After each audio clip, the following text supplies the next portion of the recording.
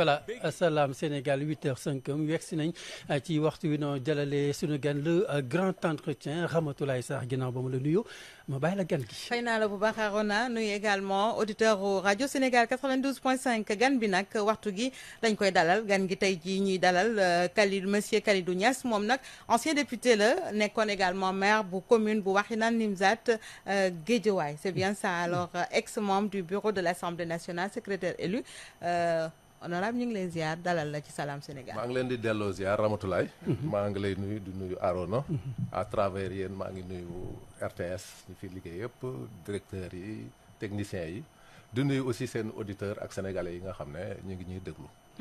alors yow nga nekk également leader du parti africain pour la souveraineté jàmmoo ngir suqali Sénégal. xam naa ni dinañ ci dellu si bu ñu ko waxtu bi mayee bu ñu noppee ci premier ministre mi nga xamante ni tey ñu ngi koy xaar assemblée nationale gannaaw ba mu xamante ni dafa waroon dem bi passé far mu dajeeg nag tiis bu dal ci kaw askanu Sénégal di génn xalifa général des Layènes tey jii nag est-ce que mën nga expliquer un peu population yi li nga xamante ni premier ministre moom la fas yéene defi ji ci assemblée lan la.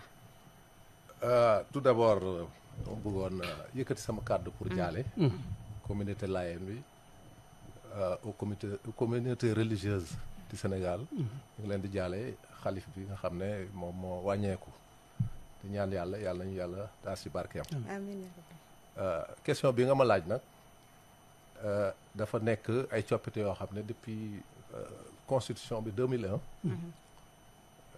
boobu la ñu jox sañ-sañ membre gouvernement yi ñuy ñëw bu fekkee ne am na ay député yu sàkku ñuy ñëw pour leeral ci yenn sujet yoo xam ne d'intérêt national ci wàllu d'abord bi nga xam ne yi ñuy wax question orale ndax député bi dañ ko yebal am ay population yu nekk ci ginnaaw mu war a défendre seen intérêt saa yu gisee ne nag ne am na question yu mérité gouvernement bi mu laaj leen li nga xam ne noonu la gouvernement bi di ko dox wala pour que mu yëgal leen jafe-jafe askan bi loolu sañ-sañ la bu ñu may député bi moo am aussi li ñuy wax ay questions d'actualité nga xam ne c'est des questions souvent nationales ak internationales loolu nag c'est consacré comme ni mu ko waxee par la constitution de 2001 te boo leen seetloo sax révision constitutionnelle wala référendum bi fa amoon en 2016 dafa gën a yokk sañ-sañ assemblée ci wàllu boobu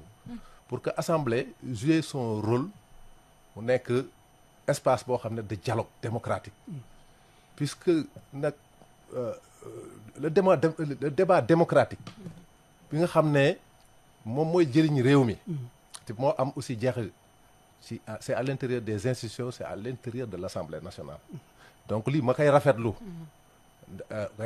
parce que c'est un moment boo xam ne le gouvernement le premier ministre à travers les représentants du peuple les députés dañuy ñëw tâter le pouls du pays c'est important que ñoom li ñuy def ñu am ay retours ñu am yëg-yëgu population bi représentant du peuple yi aussi di leen indil li nga xam ne mooy jafe-jafe ak jàmbatu ki parce que foofu rek la ñu am parce que feneen débat de rue la. d'accord donc ñu koy rafetlu. alors Kalidou yow nekkoon nga député ni ñu ko waxee ci njëlbeen mu mel ni le premier ministre Ousmane Sonko li muy def nii exercice bi muy def bëri na ñoo xamante nekkoon nañ fi premier ministre mais ni mu assidué à l'Assemblée ñooñu sénégalais yi fàttaliwu ko wuñ ko. waaw loolu moom dëgg la. loolu moom moo tax dañ koy féliciter bu baax di wax ne yoon boobu mooy yoon bu baax bi.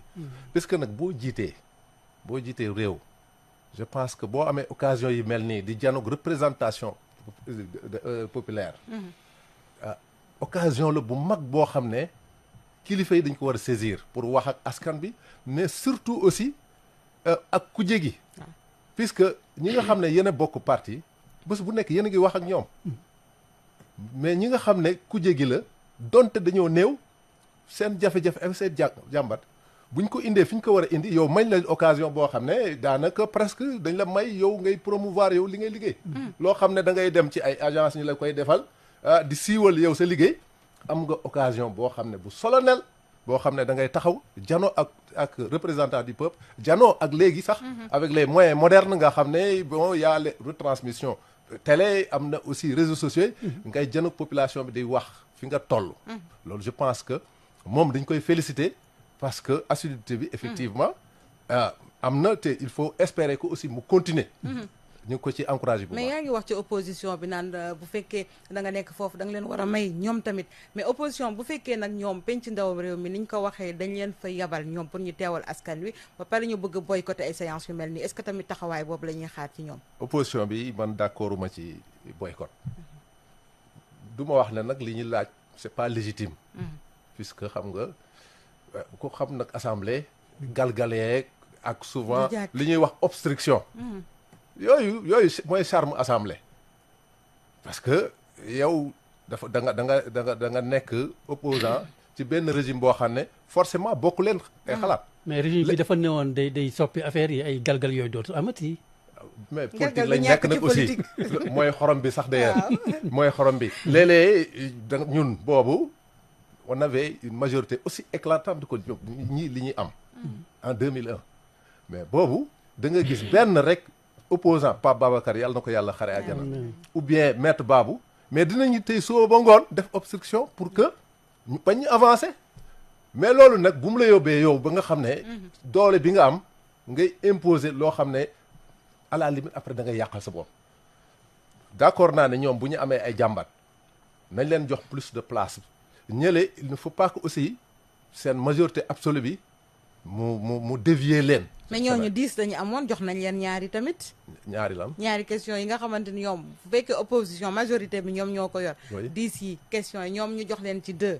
opposition est-ce que tey nekk na ci position war a bañ li nga xamante ni te dañuy fàttaliku ñoom nekkoon nañu ci foofu am fa majorité tamit ci doxalin gi ñu doon doxalee. mais bu ma nekkoon le pouvoir actuel ou bien l'Assemblée nationale. majorité bi fa nekk. dama leen jox sax plus. puisque ñu posé ko foofu am les bonnes réponses moo gën mu nekk ci biti. nga xam ne sax ne dañuy mun nañu sosal gouvernement bi waaw waxal gouvernement bi du ñu am moment bu mel nii. pour mun cee tontu.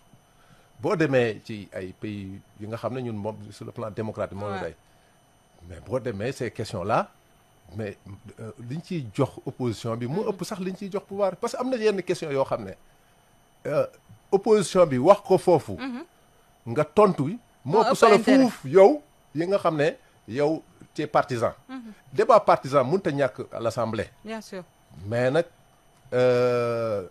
majorité absolue boobu aussi boo moytul rek dafay écraser kii bi nu ko waxati démocratie bi fa war a nekk cër bi ñu war a may opposition bi donc foofu fi may daanalee rek mooy wax ne man d'accord ma ci boycott bi puisque am nañu à l'Assemblée ay moment yoo xam ne mën nañ fa waxtaanee bien sûr surtout compromis mun naa am consensus mun naa am te ni may dégg ci président actuel bi nuru na ne ku ubbeeku. mais jëluma seen défense mais ñoom li ñu wax mooy souvent xas yi ñu leen di xas et puis ñoom du ñu am possibilité bu ñu laajee tontu premier ministre tontu leen xas leen du ñu mënati sax.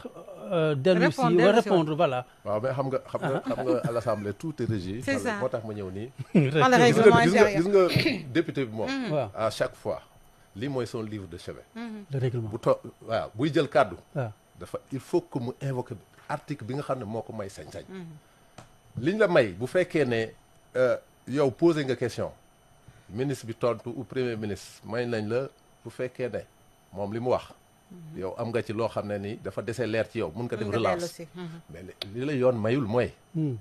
question boo posé wul. ci deuxième prise de parole bi. nga ñambaas ko ci. loolu nag politiciens ils sont experts. ils sont experts da ngay ñambaas loo xam ne ni.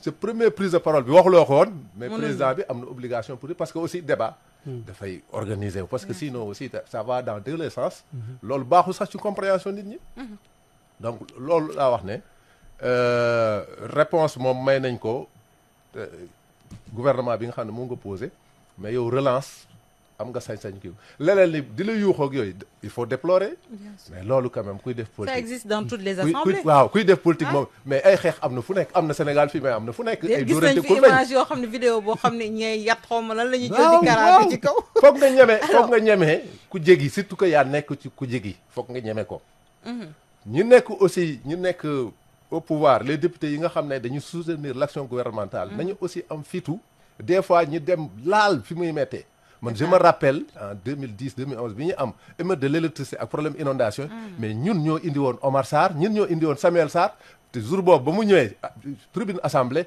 daanaka presque Samuel moom jooy na donc c'est des moments importants. voilà alors lu aju ba tey ci règlement intérieur bi ñi ngi doon gis le député Abdou Mbow di dénoncer naan am na moment yoo xamante ni kii la di président assemblée bi dafa war a céder fauteuil am daal di ñëw toog ci biir assemblée bi foofu ci ñoom pour mën a participer ci di yenn débat yi. waaw loolu xam nga règlement intérieur lu mu ci wax. mooy président assemblée bu xasee toog ci fauteuil am. il n'est plus partisan. bu débat amee ba moom mu yaakaar ne débat bi war na cee dugg. dafay céder fauteuil bi effectivement mu dem toog parce que loolu yoon may na ko mu dugg ci débat bi mais c'est pas en tant que président de l'Assemblée loolu moom moo tax aussi dafa am disposition yoo xam ne dafa nekk ci règlement intérieur dañu ne les vice-présidents de l'Assemblée dafa am obligation 3 yoo xam ne en permanence dañuy nekk sur le territoire national et 2 en permanence dans la salle pour cas yu mel noonu loolu kon dara empêché wul président loolu sax grandeur la bu fekkee ne nag ne effectivement du rek accusation pour accusation fekkee ne rek ne président dafa bëgg dugg ci benn débat parce que am na ci xalaat moom mun na céder son fauteuil ba poser question bi ba dugg ci débat bi temporairement lay doon temporairement loolu charme kii la ok puisque président assemblée mais député la kese mais pour bëgg nag mu nekk à équidistance des chapelles politiques moo tax débat bi moom moo koy jiite parce que kiy jiite aussi bu faree rek du baax donc loolu moom lu disposition règlement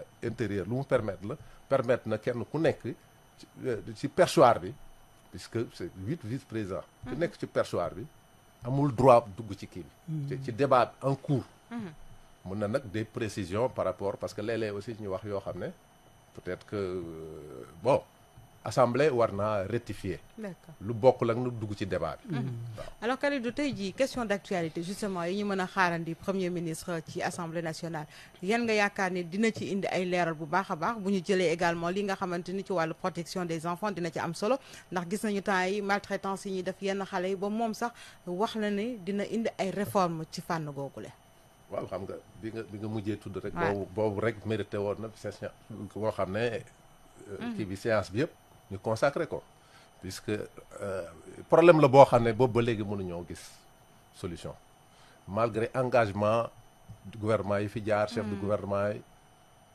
problème la boo xam ne malheureusement ñun ñëpp dañuy toog di seetaan wala sax ñoo koy encouragé puisque léegi maa ngi dégg seen journal ma déggee ba ñuy wax ne dafay dem ba léegi xale yi dañuy yor ay carte yu am QR code ñaankat yi dañ koy def ñu koy encouragé xale bi war a jàng parce que xam nga njàng ci réew moom ñun fi ñu toll ñun suñu budget yëpp ci njàng lañ ko war a def gis nga damay def sax benn digression xam nga boo déggee ay jamono nit ba léegi sax ñu ngi jàmbat ay classe yi ñuy wax ne dañ koy def ay période ak yooyu ñu ko waxati abri provisoire man je dis abri provisoire en soi nekkul lu bon xam nga lan la li muy tekki mooy dañu bëgg a jox le maximum d'enfants yu toll ci njàng ñu jox leen la possibilité dem jàngi kooku quel que soit l'équipe man gis naa am na benn jour maa ngi waxtaan ak koo xam ne si samay xarit la directeur de banque la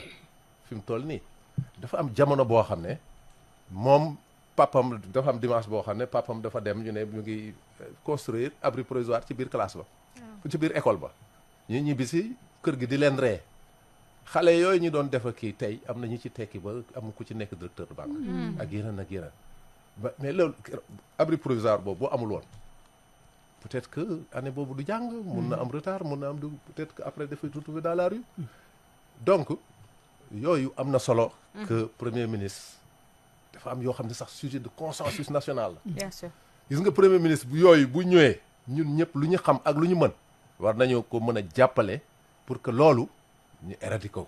alors question d'actualité toujours dinañu xaar premier ministre yi nga xamante ni moo di waa Fonds monétaire international gis nañu dette bi nga xamante ni moom la ñuy wax boobu ba tey Sénégal te Sénégal mujjee sax di def benn levée boo xamante ni tey jii ñi ngi naan sax dépassé nañu li ñu doon bëgg ndax am nañu 405 milliards loolu tamit dinañ ko ci xaar ndax gis nañu FMI nee na ñoom pare nañu pour jàppale gouvernement bi également ci dynamique. waaw xam nga gouvernement bi moom dafa wax ne dafa nekk ci exercice de transparence def na audit des finances publiques mu constaté li ñu ciy wax boobu ba léegi maintenant comme aussi dañu am des partenaires comme la Banque mondiale wala ñeneen sax léegi processus boobu moom foofu mu àgg ñu jox leen tous les éléments ba nga xam ne bu ëllëgee aussi li xew ba mu waral situation bi mu bañ a amati. parce que falsification dette bi chiffres yi moom la FMI teg comme gouvernement bi na indi preuve yooyu. waaw mais xam nga gouvernement wala boog l'administration c'est une continuité. dafa am ñi nga xam ne ñoo fi nekkoon moo am administration bi nga xam ne ñoo la leen doon doxalal. léegi nag keroog bi may dégg président Cour des comptes di wax. mu ne gouvernement bi à travers l'inspection générale des finances. ñu ngi leen indi les audits bi ñoom loolu la ñu commentaire. mais c'est les mêmes fonctionnaires ñoo fi nekkoon. tout à fait je pense que exercice boobu de vérité et de transparence war naa mun a yomb quand même. parce que beneen administration ñëwul remplacer bi. c'est les mêmes ñoo fi ne. parce que ñun ñëpp nous sommes intéressés. man je me rappelle parce que man kuje gi moom 2012 ba léegi maa ngi ci. man yàgg naa wax ne man gouvernement bi chiffres yi muy joxe. wóoluwuma ko te yaakaar naa ne c'était pour masquer rek pour mën a am financement. mooy ancien gouvernement bi génn. bi génn. kon wóolu woo leen woon ci chiffre bi. non da nga ñëw loolu fekk sax ci premier opposition bi ministre. xam nga léegi. pour composition bi la moo tax. dafa am ñoo xam ne sax dañuy gêné léegi pour wax ci affaire bi. parce que léegi dañoo ànd ci yeneen point. ok mais gis naa ci ñoo xam ne ñi ngi ànd tey ak APR. mais ñooñu ñoo doon dénoncé. ne chiffres yi c'est pas les bons chiffres. di wax ne dañuy masquer ak lu mu mun demee. peut-être que man lenn moo ma gêné. muy lan. mooy niñ ko ni mu jógee ba nga xam ne maintenant dafa nekk benn sujet boo xam ne. investisseurs yi dootuñu voilà ñeme. loolu quand même moo ci gêné ñëpp. est-ce que nan lañ ko waroon a mën a gérer ak neneen nañu transparent mais aussi bu mu yàqal réew mi aussi je pense que loolu daal débat la. mais devoir de transparence moom la autorité yi woote. oui moo tax lu mel noonu aussi mënuñu ko nëbb. kenn bu leen ko quand bien reproché même investisseurs yi les partenaires internationaux et Oui. tout ça ak sénégalais yi war a xam. kenn mënu leen ko reproché. mais xam nga finance daal dañu ne xaalis bëggul coow. loolu la ñëpp wax xaalis bëggul coow. maintenant bëgg nañu lépp leer bëgg nañ parce que comme ñii dañuy doog a ñëw au point zéro. la situation des références aussi kenn mënu leen tere ñoom ñu def ko. kon yaakaar nañu premier ministre dina ci ñëw tey jii ci question d'actualité. waaw bu amee question boo xam ne man nag xooluma question yi. parce que xam nga malheureusement opposition bi li ñu bëggoon. waaw xaw nañ ko am. ndax au lieu ñuy wax ci yan question la ñuy waxtaane mais ci boycott la ñuy wax. c'est ça boycott. loolu nag c'est-à-dire amul njëriñ pour ça kenn. n'avance pas le pays. parce que bu fekkee ne même yow da nga ne bon ñee dañ la accuser ne bon da nga falsifié ak yooyu. premier ministre mi ngi ñëw na nga gën a tal loolu. que coowul boo xam ne ni après doo nekk ci kii ba. donc débat bi après bu premier ministre bu ci ñëwee moom kese te opposition bi nekk fa am na lu manqué te ñun nag ñun ñëpp li ñu soxla mooy na mbir mi leer nañu déparé situation de référence boo xam ne. dana may les nouvelles autorités aussi bu ëllëgee. ñoom it bu ñuy passer la main que wala aussi seen indicateur de performance parce que loolu c'est important. C'est ça. booy liggéey. da ngay teg ay indicateurs de performance am na éducation am na santé am na yenn yi déficit budgétaire am na foo ko bëggee bu situation bi leer au début mais bu ëllëgee aussi mënoo joxe ay chiffres yoo xam ne mën na refléter dara ñu wax ci koom ba tey ak emprunt obligataire bi nga xam te ne liñ ci doon xaar liñ ci soxloon ak liñ ci jot vraiment comme yàlla ak yàlla macha allah lu toll ci téeméeri milliards ak juróom lañ ci jot a am ndax système bi day tax ay coow li mel ni FMI ay ab bitim réew ndax moyen bu baax la pour suñu vraiment suñu 405 développement milliards. voilà je pense que loolu moom c'est un vrai succès il faut féliciter le gouvernement le ministère des finances je pense que sax yoon bi yoon bu ñu war a mën a emprunter la bu ñu war a mën a jël la puisque les partenaires au développement souvent seen appui wala seen aide dafa am ay conditionnalité léegi lii wane na ne malgré coow li fi am Sénégal moom confiance bi communauté financière bu mu am ci moom dara dañu ci la signature du Sénégal dañ ko plébiscité à travers affaire bi donc ñun nañu consacrer suñu effort surtout que pour déficit budgétaire bi nga xam ne moom la ñu bëgg a combler voilà des instruments yu ñu war a mën a utiliser pour financer notre économie Banque mondiale baax na je rappelle que avec Wade ñu nekkoon un programme sans décaissement donc nag yoon bi nga xam ne jël nañ ko ñu wàññi coow li et puis gouvernement bi aussi mu fexe construire des convergences parce que dafa am loo xam ne ala kulli ali les deux protagonistes c'est-à-dire opposition comme pouvoir c'est-à-dire que war nañ cee mën a juboo tegoo ci. muy maintien de la stabilité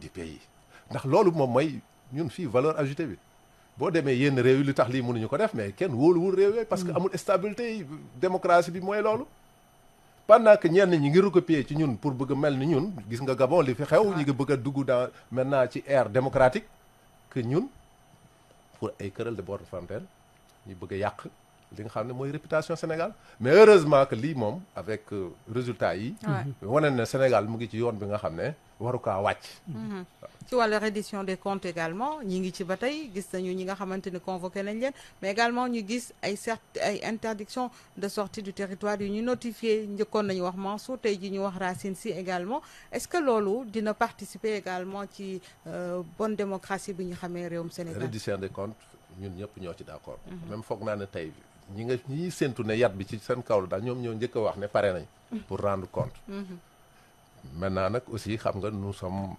dans un état de droit aussi gis nga état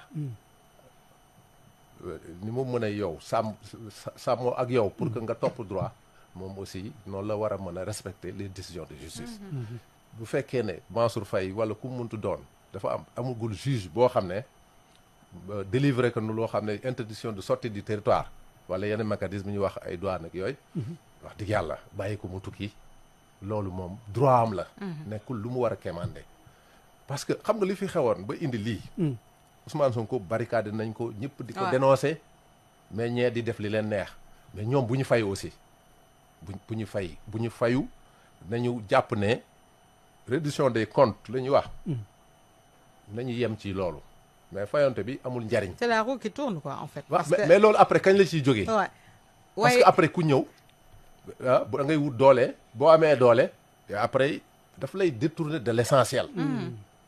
L'essentiel nit ñi Sénégal li ñuy xaar. te ñoom def nañu 1 an déjà. at bi yaa ngi dem. donc bu fekkee dañoo topp ci loolu est-ce que du leen gën a retarder un peu. li ci des bëriwul. xam nga 1 an dernière année bi campagne la lan moo leen dese. li leen dese bëriwul te li leen xaar moo bari. donc loolu daal pour wax leen ne leen expérience ñun bu ñu am c'est-à-dire que dafa am yoon yoo xam ne gis nga ki jël alal réew mi wala boo suspecté ne alal réew mi kii man pour man sax même ñiy déposer caution demal jël caution ñoom li ñu cautionné nga bàyyi leen ñu dem dox nga jël ko mu dugal ko ci patrimoine réew mi loolu moo gën a wóor parce que tey di ñu fi nekk di kii di bon xëy na xañ nañ leen liberté parce que man je suis un libéral man dama gëm ne nit ki sa liberté sa liberté lu rëy moo war a tax ñu xañ ko léegi sax dem nañ ko sax ñuy promouvoir des peines alternatives nga xam ne boo defee ba ñu xam ne def nga sax mais am na ci loo xam ne jarul denc bi loolu charge état la jëlal li nga yaakaar ne loolu état évidemment à travers nag un procès nga xam ne lii moom état bi moo ko moom wala lii sanction la boo xam ne dañuy jël ci sa patrimoine wala dañuy bañ nga jouir ci loo xam ne ni moomuloo ko mais nañ ko jël te yow ñu bàyyi la nga dem doxi gis nga loolu mooy meilleure sanction parce que nit ki am na fu muy toll foo xam ne mu am lu mu yoroon boo xam ne mu yoratu ko ñu nangu ko nga bàyyi ko loolu moo gën a moo gën ñu tëj la ci man ci li ma jàpp Kalidou ñu am tamit coow lu fi lu fi jóg muy affaire amnistie bi loi interprétative boobu yaakaar naa ne ba léegi nii coow la ba tey ndax ñii ànd nañ ci ñii naan surtout régime précédent bi ñu ngi leen di wax na ngeen mesurer les conséquences pour citer maître Aïssata Tall Sall par rapport ak loolu loo ci xalaat yow. waaw man xam nga ci ñaari côté yëpp man damay wax ne c'est-à-dire dafa am fenn foo xam ne dafa am mauvaise foi man daal li ma gëm mooy ñii campagne yoon nañu ne loi d'amnistie bi bu ñu toogee dinañ ko dindi loolu moom ñoo ko wax te Sénégal yi ñoo leen ci encouragé ba plébiscite leen dañuy bàyyi xel loolu bu ñu ñëwee toog nañ ko abroger tout simplement nañ ko abrogé puisque dafa am loo xam ne gis nga loi d'amnistie d'accord ci partiel bi ñu non man pour man loolu jaaduwul gis nga dafa am loo xam ne dañ ko war a dindeeti sax ci loi d'amnistie tere nañu ko dindi c'est-à-dire que lu ñu àtteegul kenn waru ko amnistie nañu waxante dëgg mais da ngay xam ni mu demee ba pare xam ku tooñ mais munoo ñëw ne damay amnistie ki ngay amnistie yow xamaguloo ne sax ne moom il est incriminé wala incriminé nga ne daal maanaam ñu topp loolu amul beneen réew bu dul Sénégal ñoo day parce que loi bi li mu wax mooy ñu topp ñoo xam ne toppaguñ leen mais nañ ku ñu àtte ba pare dañu war a amnistie loolu laa jàpp loolu mooy dëgg man nag dama foogoon ne bu ñu ñëwee ñun régime bi soutenir les élections législatives. À la présidentielle, je vais soutenir mon frère Malick Gakou, que je salue au passage. moom déggatuñ ko de moom déggatuñ ko fenn moom parce que mu ngi moom aussi xam nga politique. gis nit ñi nañ dañ jàpp Ousmane Sonko ñu photo xam nga nit ñi dañ jàpp ne politique moom. tant que déggu ñi ci mbedd mi rek ngay yëkkatee ko kii. wala léegi populisme non mun nañ ko nangul ne moom. xëy na am na beneen côté bu muy jàppale gouvernement bi man moo ma woo. ci ban côté la. par rapport ak expérience am moom quand même c'est un économiste, c'est un consultant. wàllum combat ngi fi de problème yaa ngi fi. waaw loolu laa wax ne conseil yu mu ci indi. waaw xam nga loolu. digganteem ak moom ñi mu koy defal la. waaw parce que nag nit ki boo koy conseillé. bu waxul yow li nga ko defal yow yaay génn ne man maa ko wax nangam. Rama avec ta permission une question politique njiitu réew mi xamle na ko daanu amal ab dialogue terme de référence yi ñu ngi koy tàmbalee sax jox parti politique yow ngay njiital parti ndax jot nga si beneen laaj bi mooy solos bi leen ndaje justement dialogue boobu. dama koy encourager puisque xam nga fii conquête démocratique yi fi am yëpp c'est vrai que y a eu des luttes mais fi mu jeexee. ba ñu mun ko dugal ci soit ci code électoral wala dugal ko ci constitution c'est parce que nit ñi dañoo toog waxtaan. xam ngeen fàttali en 92. le code consensuel bi ñuy wax di Kéba Mbaye li ko indi xeexoon nañ xeex mais à un moment donné dañoo toog ñu waxtaan. code boobu sax war na nekk objet fi ñu toll nii de débat parce que xam nga dañ ko dénaturer ko kenn ku nekk surtout pouvoir bi passé saa yu buggee éliminer benn adversaire politique moo am lu mu ci changé. donc yooyu c'est des questions yu jaadu ñu toog ñu waxtaane ko. jot nga ci Arona mi ngi lay laaj ndax yow jot nga. jotaguma ko même xëy na comme ñu ngi may dégg. man foog naa ne dañu ma yoon sama invitation. parce que ñun suñu action politique fi ñu ko fondé mooy. réew mi dafa am lu mu ñu jox am fu mu am jaar-jaar bu mu ñu jox. ñun amuñu droit dem tëdd. dañu am droit ci li ñuy def ñu joxe ci seen xalaat xar ci seen tànk tubéy liggéey parce que. réew mi daal mun naa wax ne desalu duñ dara. li nga wax dafa am solo parce que au moment boobu opposition également pour ñëwaat ci ñoom ñi ngi wax boycott assemblée waaye ci dialogue boobu dañu bëgg a teg seen ay conditions tamit est-ce que loolu tamit. te ñoo dem wuy ji waaw ñoom ñoo fi nekkoon tamit de dañoo nekk di répéter les mêmes erreurs. c'est ça que ñoom li ñu doon def sax. xam nga 2021 ba 2024. li ñu daal c'est parce que acteurs politiques majeurs yi waxuñu woon. waaw mais donc bu fekkee ne kenn ku nekk après selon. camp bi nga nekk tey maa ngi pouvoir damay tàllal loxo. mais nekkul léegi suba maa ngi fële. conditionnel l'essentiel dañu ne dialogue. terme référence yi te libre bu ñu la ko joxee parce que en réalité ñoom li ñuy tuddee. nan lañ ko waxati seen préalable yooyu. mais loolu moom mooy terme de référence yi rek. yow tu fais des contre-propositions. bu ñu la ko joxee. léegi nag leneen li aussi am nga beneen moment aussi boo demee ba fa ñuy dialoguer aussi. nga posé ko fa. man pour man. jarul boycotté c'est-à-dire que jarul boycotté aussi rafet njort gis nga. acteur politique yi kenn ku nekk da nga war a nawloo sa bopp. nawloo aussi sa diggante ak sa moroom nga jàpp ko comme nawle. man tant que li nga ma wax gisuma nga dindi ko du ma njort ne kii kat dafay def pour manœuvrer c'est pas que yow démb da nga doon manœuvrer parce que ñoom loolu la. D'accord. woo nañ nit ñi ay dialogue nit ñi dem fekk na am na lu ko jiitu am na lu ko précédé. Khalid, on va rebondir sur quelques points en français. Il est bientôt 8h30. Premièrement, c'est juste parler donc du Premier ministre qui est attendu aujourd'hui à l'Assemblée nationale pour des questions d'actualité. Après un premier report pour donc raison de deuil avec la disparition du khalife général des Layènes. Que peut-on attendre de lui aujourd'hui? Bon, en premier, je voudrais, au nom de mon parti, à mon nom personnel, présenter à la communauté layène mes sincères condoléances à la suite de la disparition du khalife. Dire aussi qu'aujourd'hui, c'est un jour important pour l'Assemblée nationale, puisque le Premier ministre, il faut le reconnaître, fait preuve d'assiduité. Et il faut l'encourager dans cette direction, puisque c'est consacré par la Constitution, par l'article 85 de la Constitution et du règlement intérieur 92 et suivant, qui donne la possibilité au gouvernement de venir répondre aux questions des parlementaires. L'essentiel, c'est des questions orales et d'actualité.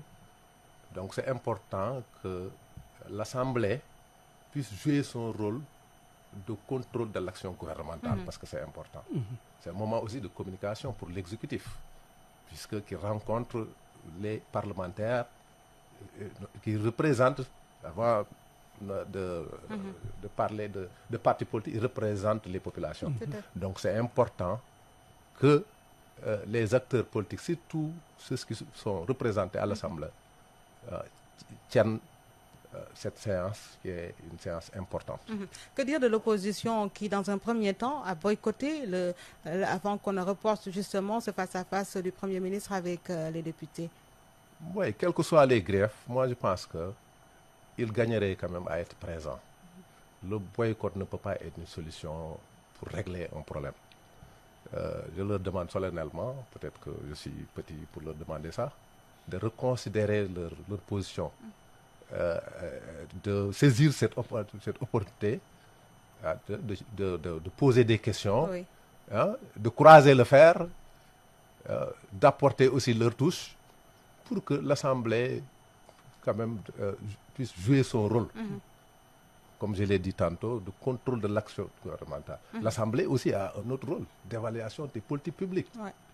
C'est des instruments. L'Assemblée aujourd'hui a donné beaucoup d'instruments pour qu'il puisse jouer son rôle. Tout à fait. Et il faut reconnaître que l'Assemblée n'a pas bonne presse dans la population, Ouais. au sein de la population. C'est pour cette raison que eux, à côté de ces querelles-là, ils doivent saisir l'essentiel pour être là, poser des questions, quelle que soit maintenant l'attitude de l'autre camp. L'autre camp aussi, il ne faut pas que... Trop tirer sur la corde. se trouver sur la corde. Parce qu'une majorité écrasante aussi, ça te donne aussi souvent... Ouais. Bon, disons qu'il faut qu'il évite des pièges de la majorité mécanique. Question pour question, on va dire, est-ce qu'aujourd'hui on peut s'attendre également à ce que ces députés justement soulèvent, on peut dire, la loi, je dirais le projet de loi interprétative sur l'amnistie, mais également on a parlé du FMI, des chiffres également pour lesquels le FMI attend des preuves et également la protection des enfants. Non, toi, en Wolof, je n'avais pas bien compris parce que, bon, je n'ai pas regardé la liste des questions. Oui, bien sûr. Mais les questions en discussion sont déjà arrêtées. Oui. Sont déjà arrêtés par la conférence des présidents déjà programmée. S'il n'y a pas de questions spécifiques à ces problèmes-là, Oui. on ne peut pas les soulever. Bien sûr. Parce que c'est un débat qui est organisé. C'est ça la réponse. Et aujourd'hui, si on doit en parler? Non, je dis que si ce n'est pas à l'ordre du jour, on ne pourra pas en parler. Vous, qu'est-ce que vous en pensez, par exemple, si les députés les soulèvent, si on doit en parler au niveau de l'Assemblée? Non, je dis que le député, il est libre, même si ce n'est pas cette séance, c'est-à-dire de poser des questions d'intérêt. Parce qu'on intéresse la population. Oui, d'intérêt national. D'ailleurs, on refuse aux députés de poser des questions personnelles. Ok. Donc, le député il doit saisir ses opportunités pour poser des questions, amener le gouvernement à donner des réponses aux représentants. C'est pour cela que je dis, à passage, que même par rapport à la journée de dialogue national, je pense qu'il y a des questions, surtout pour réformer le mode d'élection des députés, pour que le député se sente davantage représenté du peuple que pour ses propres voilà, à la solde de son parti. Merci beaucoup Khalidou Niass, qui je rappelle est ancien député, ancien maire également de la commune de Wakhinam Nimzat Guédiawaye, ex-membre du bureau national, du bureau de l'Assemblée nationale. C'est moi. Salam Sénégal. Merci beaucoup Khalidou Niass nekkoon sunu gan doon ñu càmbaral nag tolluwaay politique fii ci réew mi waaye itam lay xew Assemblée nationale ci kanam tuuti question au gouvernement Ousmane Sonko di njiital gouvernement bi.